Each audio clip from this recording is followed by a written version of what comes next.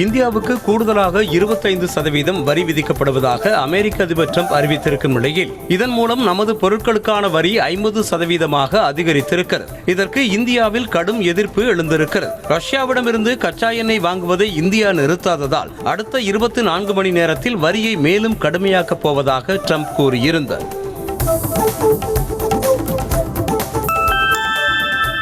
India அதிக வரி விதிப்பு நாடு என கூறி மேலும் 25% வரியை அமெரிக்க அதிபர் ட்ரம்ப் விதித்திருக்கிறார். ரஷ்யாவிடமிருந்து கச்சா எண்ணெய், ஆயுதங்கள் வாங்குவதால் அபராதமாக மேலும் 25% என இந்தியாவிற்கு 50% வரி விதிக்கப்பட்டுள்ளது.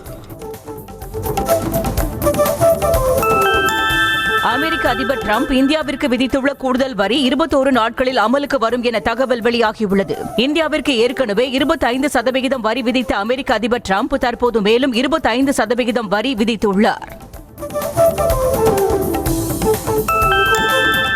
இந்தியா மீது அமெரிக்கா 50% வரி விதித்த நிலையில் இந்த நடவடிக்கை நியாயமற்றது என்றும் துரதிருஷ்டவசமானது எனவும் மத்திய அரசு தெரிவித்திருக்கிறது. மேலும் ரஷ்யாவில் இருந்து இந்தியா எண்ணெய் இறக்குமதி செய்வதை சமீப நாட்களாக குறிவைப்பதாகவும் இந்தியா தனது தேசிய நலன்களை பாதுகாக்க அனைத்து நடவடிக்கைகளையும் எடுக்கும் என்றும் விளக்கம் அளிக்கப்பட்டுள்ளது. எரிசக்தி தொடர்பாக 140 கோடி இந்தியர்களின் நலன்களையும் சந்தை நிலவரங்களையும் கணக்கில் கொண்டே ரஷ்யாவிடமிருந்து கச்சா எண்ணெய் வாங்குவதாக இந்தியா மீண்டும் விளக்கம் அளித்துள்ளது. மேலும் ரஷ்யாவிடமிருந்து எண்ணெய் இறக்குமதி விவகாரத்தில் ஏற்கனவே நிலைப்பாட்டை விலக்கிவிட்டதாகவும் தெரிவித்துள்ளது.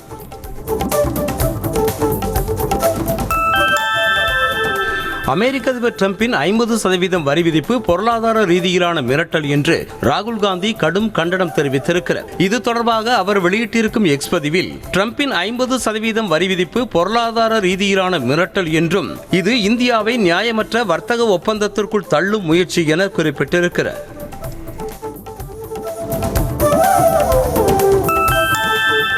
அதானி முறைகேடுகள் குறித்து அமெரிக்காவில் விசாரணை நடைபெற்று வரும் நிலையில் அதிபர் டிரம்பின் அச்சுறுத்தல்களை பிரதமர் மோடி எப்படி எதிர்த்து நிற்பார் என ராகுல் காந்தி கேள்வி எழுப்பியிருக்கிறார். மேலும் பிரதமர் மோடி அதானி, அம்பானி, ரஷ்ய எண்ணெய் வர்த்தகத்திற்கு இடையிலான தொடர்பு அம்பலமாகிவிடும் என்ற அச்சுறுத்தலால் மோடியின் கைகள் கட்டப்பட்டிருப்பதாகவும் விமர்சித்திருக்கிறார். ரஷ்யாவிடமிருந்து யுரேனியம் உள்ளிட்ட பல்வேறு பொருட்களை இறக்குமதி செய்யும் அமெரிக்கா இந்தியா மீது வரி விதித்து இரட்டை வேடம் போடுவதாக முன்னாள் மத்திய அமைச்சர் சசி தரூர் குற்றம் சாட்டியிருக்கிறார். மேலும் வியட்நாம், இந்தோனேஷியா, பிலிப்பைன்ஸ், வங்கதேசம் மற்றும் பாகிஸ்தான் போன்ற நாடுகள் நம்மை விட குறைவான வரிகளை கொண்டுள்ளதாக குறிப்பிட்டிருக்கிறார். இந்திய இறக்குமதி பொருட்களுக்கு அமெரிக்கா 50% வரி விதித்த நிலையில் பதிலடியாக அந்நாட்டிடமிருந்து B-81 பொசைடன் போர் விமானங்களை வாங்குவதற்கான ஒப்பந்தத்தை ராணுவ அமைச்சகம் நிறுத்தி வைத்திருப்பதாக தகவல் வெளியாக இருக்கிறது. அமெரிக்காவைச் சேர்ந்த போயிங் நிறுவனத்திடமிருந்து B-81 பொசைடன் போர் விமானங்களை நம்முடைய ராணுவ அமைச்சகம் வாங்கி வருவது குறிப்பிடத்தக்கது.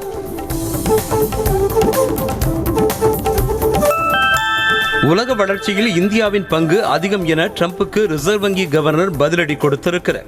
இந்திய பொருளாதாரத்தை இறந்த பொருளாதாரம் என டிரம்ப் விமர்சித்திருந்தார். இந்த நிலையில் மும்பையில் செய்தியாளர்களிடம் பேசிய ரிசர்வ் வங்கி கவர்னர் சஞ்சய் மல்கோத்ரா உலக வளர்ச்சிக்கு அமெரிக்காவை விட இந்தியா அதிக பங்களித்து வருவதாக தெரிவித்திருக்கிறார்.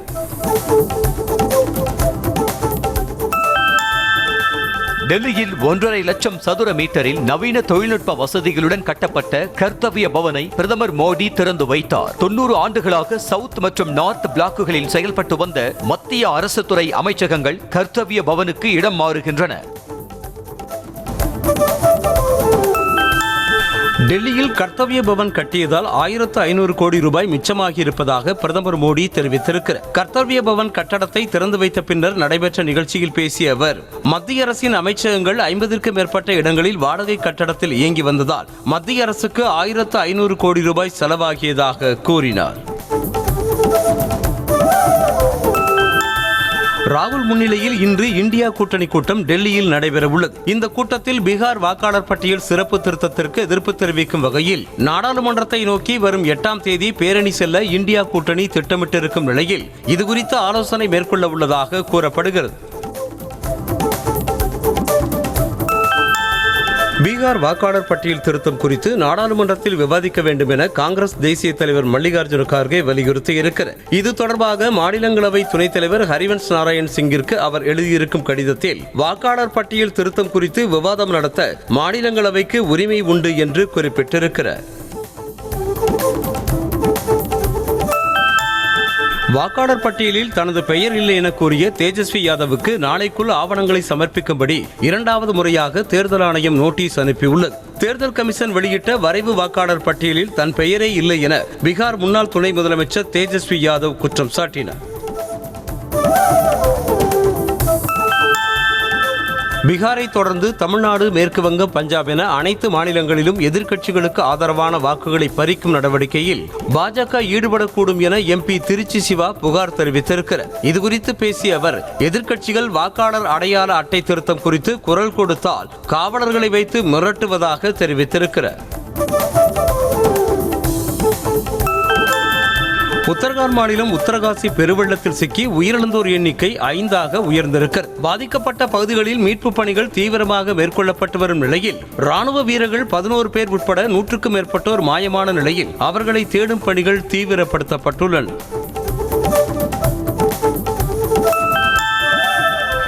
உத்தரகாண்ட் மாநிலம் சமோலியில் ஏற்பட்ட நிலச்சரிவு சம்பவம் தொடர்பான நெஞ்சை பதற வைக்கும் வீடியோ காட்சி வெளியாக இருக்கிறது. ஜோகிதாராவில் உள்ள மலையில் ஏற்பட்ட நிலச்சரிவு காரணமாக பத்ரிநாத் நெடுஞ்சாலை மூடப்பட்டது. இதனையொட்டி மீட்பு பணிகளில் ஊழியர்கள் ஈடுபட்டுள்ளனர். இதனால் வாகன ஓட்டிகள் மாற்றுப்பாதையில் செல்ல அறிவுறுத்தப்பட்டுள்ளனர்.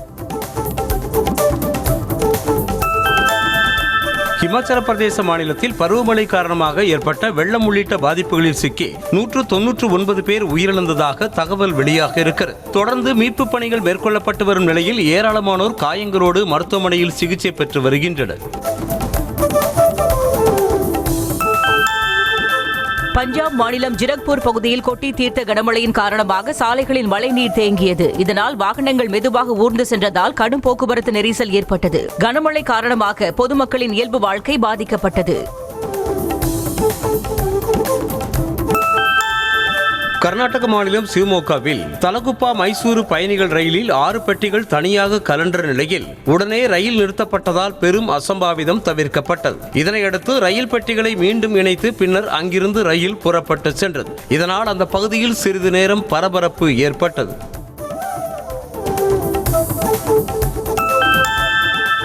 தெலங்கானா மாநிலம் சித்திப்பேட்டை அடுத்த சங்காரெட்டி பகுதியில் உள்ள குப்பா பார்மா குளிர்பதன கிடங்கில் ஏற்பட்ட தீ விபத்து காரணமாக அப்பகுதி முழுவதும் கரும்புகை சூழ்ந்தது. தீ விபத்து இரவில் ஏற்பட்டதால் அசம்பாவிதங்கள் தவிர்க்கப்பட்ட நிலையில் கிடங்கில் இருந்த ஊழியர்களும் பாதுகாப்பாக வெளியேறியதாக கூறப்படுகிறது.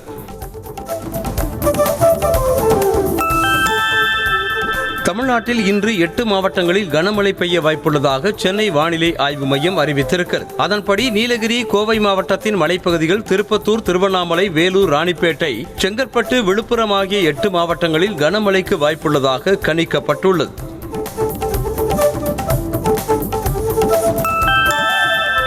செங்கற்பட்டு மற்றும் அதன் சுற்றுவட்டார பகுதிகளில் அரை மணி நேரம் வெளுத்து வாங்கிய கனமழையால் குளிர்ச்சியான சூழல் நிலவியது. ஆத்தூர், திம்மாவரம், மகாலட்சுமி நகர், மாமண்டூர் உள்ளிட்ட பகுதிகளில் பெய்த கனமழையால் வாகன ஓட்டிகள் கடும் சிரமப்பட்டனர்.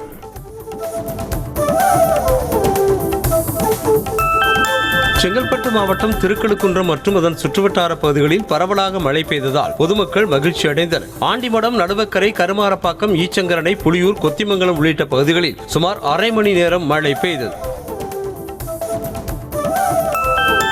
ராணிப்பேட்டை மாவட்டம் நெமிலி சுற்றுவட்டார பகுதிகளில் வெளுத்து வாங்கிய கனமழையால் வெப்பம் தணிந்து குளிர்ச்சியான சூழல் நிலவியது. நெமிலி, பணப்பாக்கம், காவேரிப்பாக்கம் உள்ளிட்ட பகுதிகளில் சுமார் 1 மணி நேரம் இடி மின்னலோடு பெய்த கனமழையால் விவசாயிகள் மற்றும் பொதுமக்கள் மகிழ்ச்சி அடைந்தனர். கடலூர் மாவட்டம் ஸ்ரீமுஷ்ணம் அருகே 30,000 நெல் மூட்டைகள் மழையால் சேதமடைந்துள்ளதாக விவசாயிகள் வேதனையுடன் தெரிவிக்கின்றனர். கடந்த 1 வாரத்திற்கும் மேலாக நெல் கொள்முதல் செய்யாததால் விவசாயிகள் திறந்தவெளி கொள்முதல் நிலையங்களில் நெல் மூட்டைகளை குவித்து வைத்துள்ளனர். இந்த சூழலில் மழையில் நெல் மூட்டைகள் நனைந்து சேதமடைந்தன.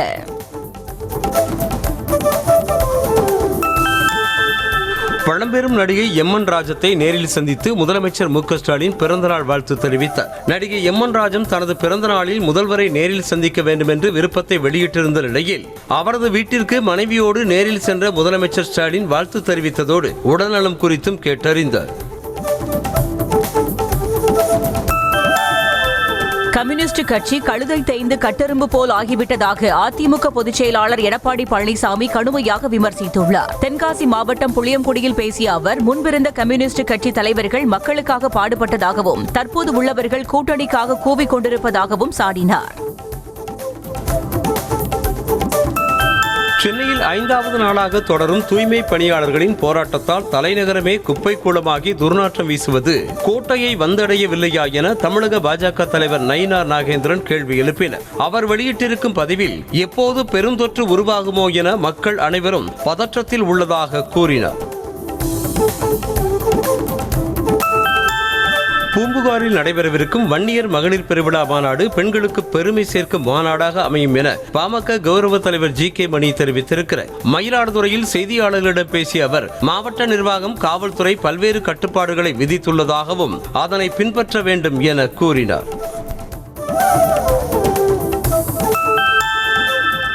எம்ஜிஆர் ஜெயலலிதாவுடன் யாரையும் ஒப்பிடுவதை அம்மாவின் தொண்டர்கள் ஏற்றுக்கொள்ள மாட்டார்கள் என இபிஎஸ்க்கு அமமுக பொதுச் செயலாளர் டிடிவி தினகரன் மறைமுகமாக பதிலளித்தார். மன்னார்குடியில் நடைபெற்ற திருவாரூர் மாவட்ட அமமுக செயல் வீரர்கள் கூட்டத்தில் பங்கேற்க வந்த அவர், அதிமுகவில் உள்ளவர்களை திமுக கபளீகரம் செய்வதை தடுக்க வேண்டும் என்றார்.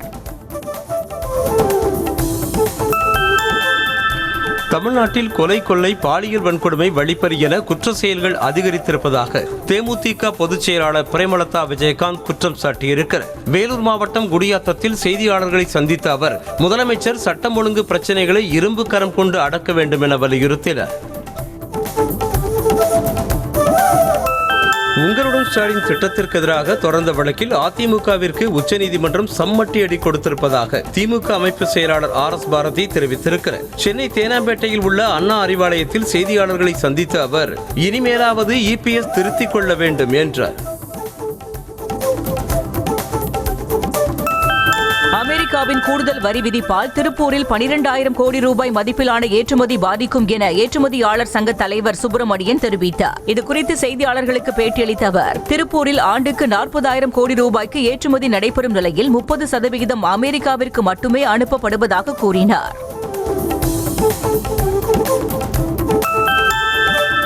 சென்னை மூலக்கடையில் தனியாருக்கு சொந்தமான கிடங்கில் பயங்கர சத்தத்துடன் சிலிண்டர்கள் வெடித்து பொருட்கள் தீப்பிடித்து எரிந்ததால் பரபரப்பு ஏற்பட்டது. சத்தம் கேட்டு அக்கம் பக்கத்தினர் போலீசாருக்கும் தீயணைப்பு துறையினருக்கும் தகவல் அளித்தனர். விரைந்து வந்த தீயணைப்பு துறையினர் நீண்ட நேரம் போராடி தீயை அணைத்தனர்.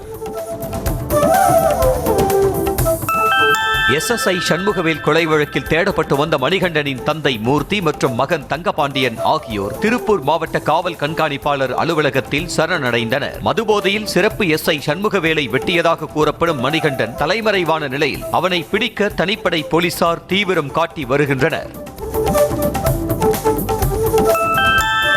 தஞ்சாவூர் மாவட்டம் கும்பகோணம் அருகே டிஎஸ்பி தாக்கியதால் மன உளைச்சலுக்கு ஆளான திமுக நிர்வாகி விஷம் குடித்து தற்கொலைக்கு முயன்றதால் பரபரப்பு ஏற்பட்டுள்ளது. சிவபுரம் கிராமத்தில் கோவில் இடம் தொடர்பான பிரச்சனையில் திமுக நிர்வாகி குமரவேலை திருவிடை மருதூர் டிஎஸ்பி ராஜு தாக்கி செல்போனை பறித்துக் கொண்டதாக கூறப்படுகிறது.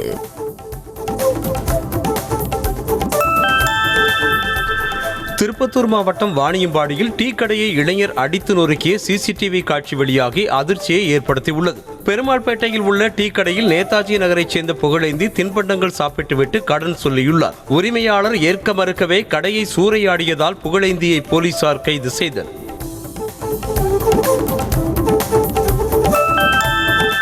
நியூஸ் தமிழ் செய்தி எதிரொலியாக வேலூர் மாவட்டம் பேரணாம்பட்டு பகுதியில் கர்நாடக மது பாக்கெட்டுகளை விற்பனை செய்து வந்த பெண்ணை போலீசார் கைது செய்தனர். விசாரணையில் பேரணாம்பட்டு ஜே நகர் பகுதியைச் சேர்ந்த ஜெயந்தி என்பது தெரிய வந்த நிலையில் அவரிடம் இருந்து 30 மது பாக்கெட்டுகள் பறிமுதல் செய்யப்பட்டன.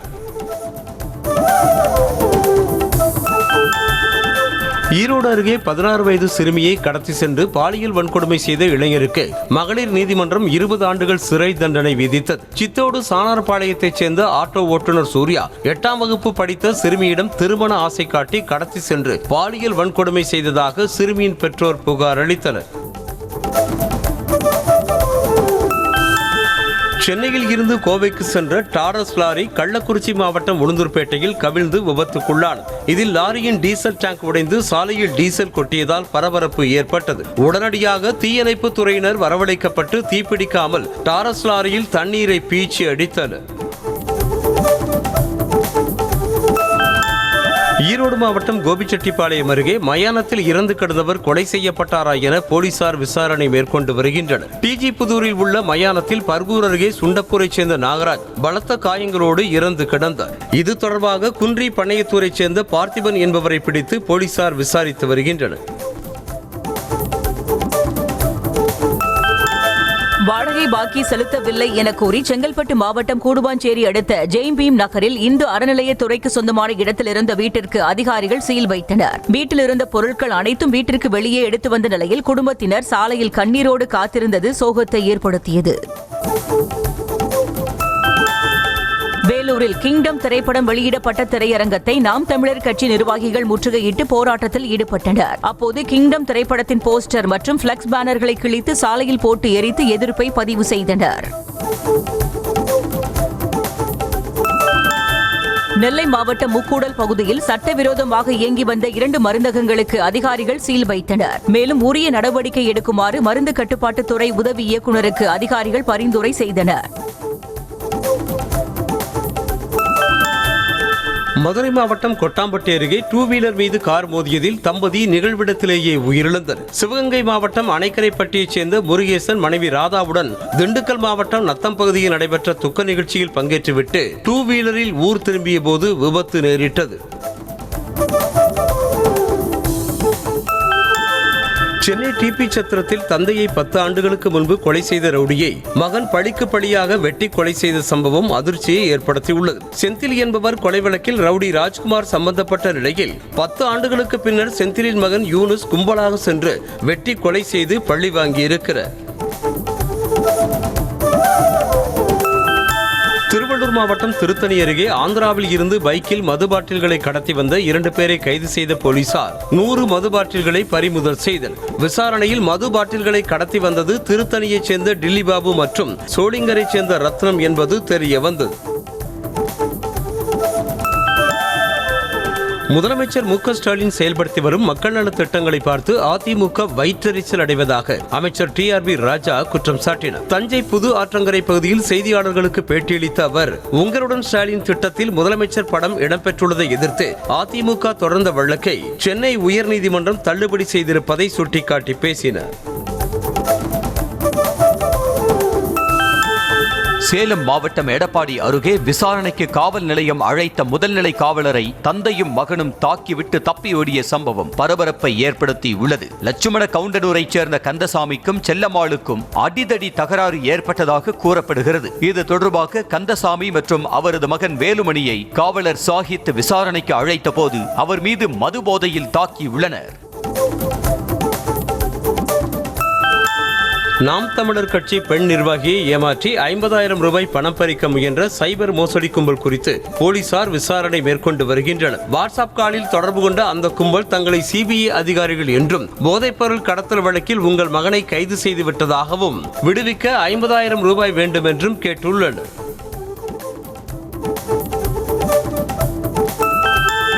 சேலத்தில் தந்தையும் மகனும் சேர்ந்து காவலரை தாக்கிவிட்டு தப்பிச் சென்ற சம்பவம் பரபரப்பை ஏற்படுத்தியுள்ளது. பெண் அளித்த புகாரின் பேரில் விசாரணைக்கு அழைக்கச் சென்ற எடப்பாடி காவல் நிலைய முதல்நிலை காவலர் சாகித்தை லட்சுமண கவுண்டனூரைச் சேர்ந்த கந்தசாமியும் அவரது மகன் வேலுமணியும் தாக்கிவிட்டு தப்பிச் சென்றனர். மதுரை அலங்காநல்லூரில் பத்திரிகை வைக்க சென்ற முன்னாள் ராணுவ வீரரை கஞ்சா போதை ஆசாமிகள் தாக்கி 2 வீலரை எரித்த சம்பவம் அதிர்ச்சியை ஏற்படுத்தியுள்ளது. சத்திரப்பட்டியைச் சேர்ந்த முன்னாள் ராணுவ வீரர் செல்வமாணிக்கம் 2 வீலரில் சென்றபோது ஆதனூர் காலனி பகுதியில் வினோத்குமார் கலையமுதன் இருவரும் சேர்ந்து தாக்கி பெட்ரோல் ஊற்றி 2 வீலரை எரித்தனர்.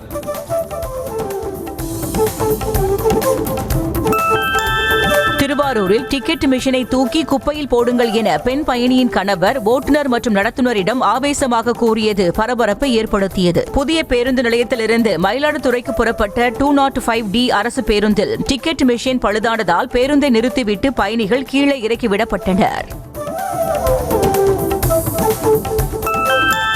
சென்னை கிண்டி அருகே முன்விரோதம் காரணமாக தவேக நிர்வாகியின் தம்பியை தாக்கிய 2 பேரை போலீசார் கைது செய்தனர். நாகிரெட்டி தோட்டம் பகுதியைச் சேர்ந்த ஸ்ரீராம் தமிழக வெற்றிக் கழகத்தில் பொறுப்பில் இருக்கும் நிலையில் கட்சி சார்பில் வைக்கப்பட்ட பேனரை கிழித்தது தொடர்பாக சந்தோஷுடன் முன்விரோதம் ஏற்பட்டது. இதனால் அவர் தனது நண்பர்களுடன் ஸ்ரீராமின் தம்பியை தாக்கியுள்ளார். திருவாரூர் மாவட்ட ஊரக வளர்ச்சித்துறை செயற்பொறியாளரை கண்டித்து மாவட்ட ஆட்சியர் அலுவலகம் அருகே ஊரக வளர்ச்சித்துறை அலுவலர்கள் அடுப்பு மூட்டி உணவு சமைத்து நூதன முறையில் காத்திருப்பு போராட்டத்தில் ஈடுபட்டனர். மாவட்ட ஊரக வளர்ச்சித்துறை செயற்பொறியாளர் இரவு 9 மணிக்கு கூகுள் மீட் நடத்துவதை கண்டித்து நூதன போராட்டத்தில் ஈடுபட்டனர். திருப்பூர் மாவட்டம் தாராபுரத்தில் சொந்த சித்தப்பாவால் வெட்டி கொலை செய்யப்பட்ட சென்னை உயர்நீதிமன்ற வழக்கறிஞர் முருகானந்தத்தின் உடல் 10 நாட்களுக்கு பிறகு பெறப்பட்டு அடக்கம் செய்யப்பட்டது. இந்த வழக்கில் இதுவரை 12 பேர் கைது செய்யப்பட்ட நிலையில் நீதிமன்ற அறிவுறுத்தலின்படி அரசு மருத்துவமனையில் இருந்து உடல் பெறப்பட்டு நல்லடக்கம் செய்யப்பட்டது. நெல்லை மாவட்டம் ராதாபுரத்தில் இளைஞர் மரணத்தில் மர்மம் இருப்பதாக கூறி உறவினர்கள் சாலை மறியல் போராட்டத்தில் ஈடுபட்டதால் பரபரப்பு ஏற்பட்டது. சங்கநேரியைச் சேர்ந்த பீட்டர் என்பவரின் மகன் தச்சு தொழிலாளி பிரபு நண்பரோடு 2 வீலரில் சென்றபோது அடையாளம் தெரியாத வாகனம் மோதி உயிரிழந்ததாக கூறப்படுகிறது. ஆனால் கொலை செய்யப்பட்டதாக அவரது உறவினர்கள் கூறுகின்றனர்.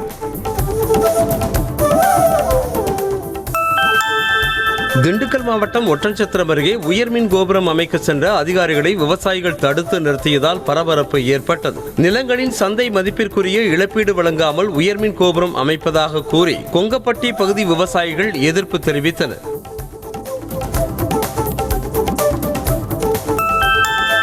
சென்னை கிளாம்பாக்கத்தில் இருந்து கடலூருக்கு சென்ற பேருந்தில் இருந்து முதியவரை பாதி வழியில் இறக்கிவிட்ட புகாரில் வடலூர் பணிமனையைச் சேர்ந்த நடத்துனர் பணியிடை நீக்கம் செய்யப்பட்டதாக போக்குவரத்து துறை தெரிவித்திருக்கிறது. இது தொடர்பாக பயணி ஒருவர் எடுத்த வீடியோ சமூக வலைதளங்களில் வெளியான நிலையில் போக்குவரத்து துறை நடவடிக்கை எடுத்துள்ளது.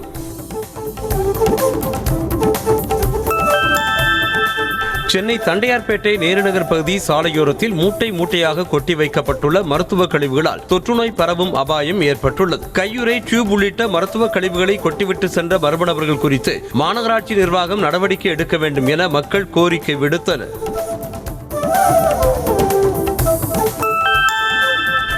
ஈரோடு ரயில் நிலையம் சென்ற மூதாட்டியிடம் தங்க நகையை பறித்த வழக்கில் ஒருவரை போலீசார் கைது செய்தனர். ஈரோடு ரயில் நிலையம் சென்று கொண்டிருந்த கொடுமுடி தாமரைப்பாளையத்தைச் சேர்ந்த மூதாட்டி சரஸ்வதியிடம் நைசாக பேசி குறுக்கு வழியில் அழைத்து சென்று 6.5 சவரன் தங்க சங்கிலியை பறித்து சென்றதாக அனு பார்த்திபன் என்பவரை போலீசார் பிடித்தனர்.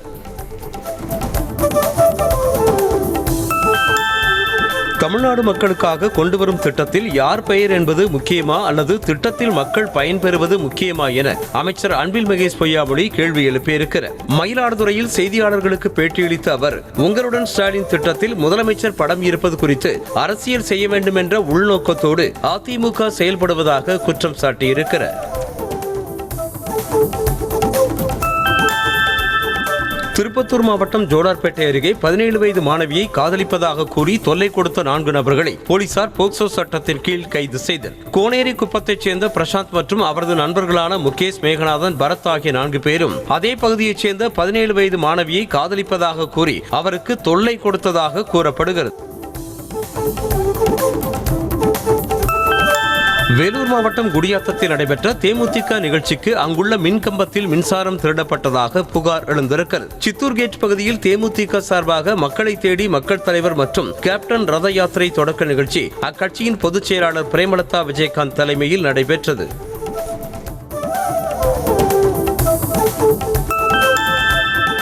ஒடிசாவில் இருந்து சென்னைக்கு போதை மாத்திரைகள் மற்றும் கஞ்சா கடத்திய 2 பேர் கைது செய்யப்பட்டனர். ரயில் மூலமாக போதை மாத்திரைகள் கடத்தப்படுவதாக கிடைத்த தகவலை அடுத்து சூலூர்பேட்டை ரயில் நிலையத்தில் சந்தேகத்திற்கிடமான 2 பேரிடம் சோதனை நடத்திய போலீசார் அவர்களிடம் இருந்து 1300 போதை மாத்திரைகள், 15 கிலோ கஞ்சா ஆகியவற்றை பறிமுதல் செய்தனர்.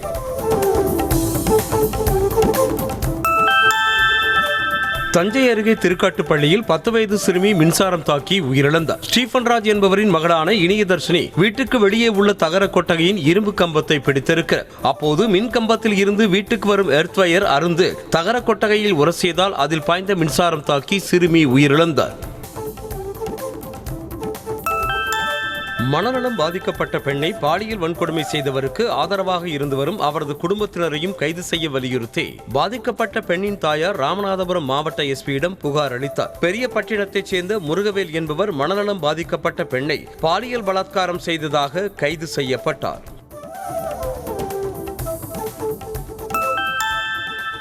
அரியலூர் மாவட்டம் ஆண்டிமடம் அருகே அரசு பேருந்து மீது இருசக்கர வாகனம் மோதிய விபத்தில் தலைமை காவலர் பரிதாபமாக உயிரிழந்தார். மீன் சுருட்டி காவல் நிலையத்தில் பணிபுரிந்து வந்த தலைமை காவலர் சதீஷ் ஆண்டிமடம் நோக்கி தனது பைக்கில் சென்று கொண்டிருந்த போது எதிர்பாராத விதமாக சாலையோர தடுப்பில் மோதிய பைக் எதிரே வந்த அரசு பேருந்தின் மீது மோதி விபத்திற்கு உள்ளானது.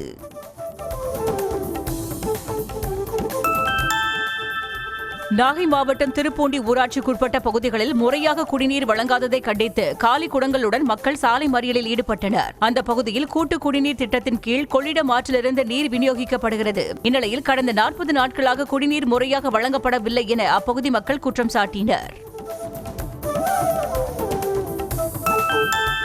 கன்னியாகுமரி மாவட்டம் நாகர்கோவில் அருகே அரசு பொறியியல் கல்லூரியில் போலி ஆவணங்கள் மூலம் பணியில் சேர முயன்ற இருவரை போலீசார் கைது செய்தனர். கைது செய்யப்பட்ட ஜெயக்குமார் மற்றும் தர்சனிடம் நடத்தப்பட்ட விசாரணையில் போலி ஆவணங்கள் சென்னையில் தயாரித்து கொடுக்கப்பட்டதாக தெரிய வந்தது. திருவள்ளூர் மாவட்டம் ஊத்துக்கோட்டை அருகே மாந்தோப்பு காவலாளி கொலை வழக்கில் தொடர்புடைய ஒருவரை போலீசார் கைது செய்தனர். அதிலபாக்கத்தில் உள்ள மாந்தோப்பில் காவலாளியாக இருந்த மணி மதுபோதையில் தனது மனைவியை மாந்தோப்பிற்கு அழைத்து வரச் சொன்னதால் கத்தியால் குத்தி கொலை செய்ததாக அதே கிராமத்தைச் சேர்ந்த சரவணன் வாக்குமூலம் அளித்துள்ளார். ஜப்பானின் ஹிரோஷிமாவில் 80 ஆண்டுகளுக்கு முன்பு அணுகுண்டு தாக்குதலில் உயிரிழந்தவர்களுக்கு அஞ்சலி செலுத்தும் வகையில் மோட்டோயாசு ஆற்றில் பொதுமக்கள் விளக்குகளை ஏற்றி அஞ்சலி செலுத்தினர். இதனையொட்டி குடும்பத்தினர் ஒன்று கூடி அஞ்சலி செலுத்திய பின்னர் மோட்டோயாசு ஆற்று பகுதியில் குவிந்தனர். உடனடியாக பணைய கைதிகளை விடுவிக்க ஒப்பந்தம் மேற்கொள்ள வலியுறுத்தி இஸ்ரேலின் டெல் அவிவில் அவர்களின் குடும்பத்தினர் நடத்திய பேரணியின் போது போலீசாருடன் தள்ளுமுள்ளு ஏற்பட்டதால் பரபரப்பான சூழல் நிலவியது. இஸ்ரேல் காசா இடையே போர் தொடர்ந்து நீடித்து வரும் நிலையில் இஸ்ரேல் பணைய கைதிகள் தொடர்பாக ஹமாஸ் வீடியோ வெளியிட்டதால் போராட்டம் அதிகரித்திருக்கிறது.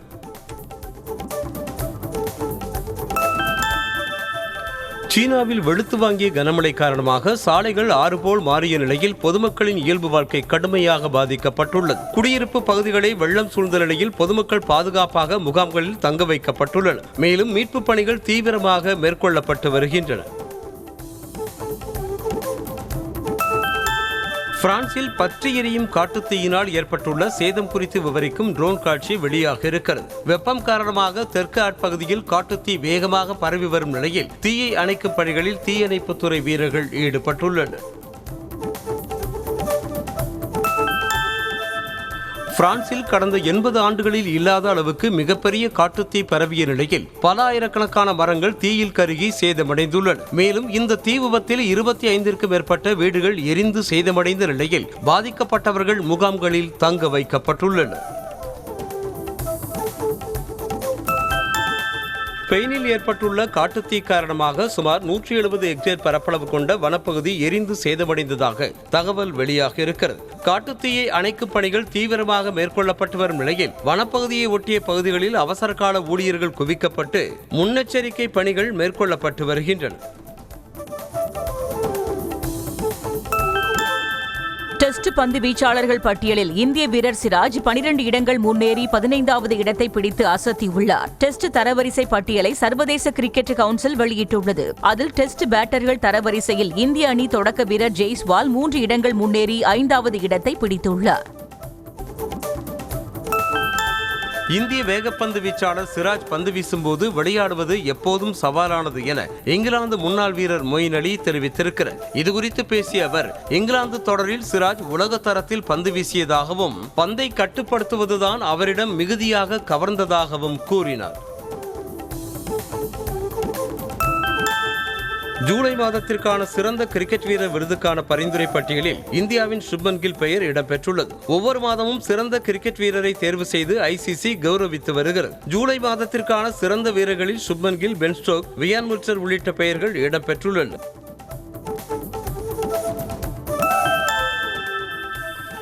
ஆஸ்திரேலிய நாட்டின் சர்வதேச சுற்றுலா பிரச்சாரத்திற்கான இந்திய விளம்பர தூதராக சாரா டெண்டுல்கர் நியமிக்கப்பட்டிருக்கிறார். உலகளாவிய சுற்றுலா பயணிகள் விடுமுறை பயணத்திற்கு ஆஸ்திரேலியாவை தேர்ந்தெடுக்க ஊக்குவிக்கும் வகையில் பல்வேறு நாடுகளைச் சேர்ந்த பிரபலங்கள் விளம்பர தூதர்களாக நியமிக்கப்பட்டுள்ளனர். கனடா ஓபன் டென்னிஸ் தொடரின் ஆண்கள் இரட்டையர் பிரிவில் பிரிட்டன் ஜோடி இறுதிப் போட்டிக்கு முன்னேறி அசத்தி இருக்கிறது. காலிறுதி ஆட்டம் ஒன்றில் பிரிட்டனின் ஜூலியஸ் கேஸ்லாய்ட்ஸ் கிளாஸ்புல் ஜோடி ஜெர்மனியின் டிம் புட்ஸ் கெவின் ரெவேயிட்ஸ் ஜோடியுடன் மோதியது. இதில் பிரிட்டன் ஜோடி 6-3, 7-6 என்ற செட் கணக்கில் வெற்றி பெற்றது. நடிகர் அஜித்குமார் ரேசிங் கார் பந்தய நிறுவனத்தில் தமிழ்நாட்டைச் சேர்ந்த பிரபல கார் பந்தய வீரர் நரேன் கார்த்திகேயன் ஒப்பந்தம் செய்யப்பட்டிருக்கிறார். இதுகுறித்து வெளியான எக்ஸ்தல பதிவில் நரேன் கார்த்திகேயனை அஜித்குமார் ரேசிங்கிற்கு அழைப்பதில் மிகுந்த மகிழ்ச்சி அடைவதாக தெரிவித்திருக்கிறார். பராசக்தி திரைப்படத்தை தொடர்ந்து சிவகார்த்திகேயன் நடிக்க உள்ள புதிய திரைப்படத்தில் நடிகர் ஆர்யா வில்லன் கதாபாத்திரத்தில் நடிக்க உள்ளதாக தகவல் வெளியாகியுள்ளது. விநாயக் சந்திரசேகர் இயக்கும் இந்த படத்தில் ஆர்யாவை வில்லனாக நடிக்க வைக்க பேச்சுவார்த்தை நடைபெற்று வருவதாக கூறப்படுகிறது. முரளி மற்றும் வடிவேலு நகைச்சுவை கூட்டணியில் 2002ஆம் ஆண்டு வெளியான சுந்தரா டிராவல்ஸ் திரைப்படம் 23 ஆண்டுகளுக்கு பின் மீண்டும் நாளை திரையரங்குகளில் வெளியாகிறது. ஒரு பேருந்தை வைத்து காமெடி கலாட்டாவாக உருவான இந்த திரைப்படத்தில் ராதா, வினு சக்கரவர்த்தி, டெல்லி கணேஷ், பி. வாசு உள்ளிட்ட பலர் நடித்திருந்தனர். நடிகர் தனுஷும் நடிகை மிருனால் தாக்கூரும் டேட்டிங் செய்து வருவதாக மும்பை ஊடகங்கள் கிசுகிசுக்க தொடங்கியுள்ளன. ஆகஸ்ட் 1ஆம் தேதி மும்பையில் நடைபெற்ற மிருனாலின் பிறந்த நாள் விழாவில் தனுஷ் உட்பட பல்வேறு பிரபலங்கள் பங்கேற்ற நிலையில் தனுஷின் கையை பிடித்தபடி மிருனால் நெருக்கமாக பேசிய வீடியோ சமூக வலைதளங்களில் பரவி யூகங்களுக்கு வித்திட்டுள்ளது.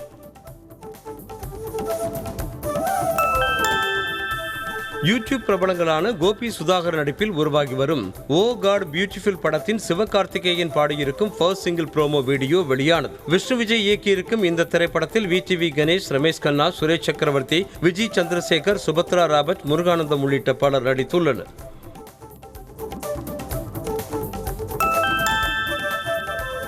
தமிழ் மற்றும் தெலுங்கில் முன்னணி நடிகையான அனுஷ்கா நடிப்பில் உருவாகியிருக்கும் காதி திரைப்படத்தின் ட்ரெய்லர் வெளியாக இருக்கிறது. கிரிஷ் ஜாகர்லமுடி இயக்கியிருக்கும் இந்த திரைப்படத்தில் விக்ரம் பிரபு முக்கிய கதாபாத்திரத்தில் நடித்திருக்கிறார். இத்திரைப்படம் தமிழ், தெலுங்கு, கன்னடம், மலையாளம் மற்றும் ஹிந்தி மொழிகளில் செப்டம்பர் 5ஆம் தேதி வெளியாக உள்ளது.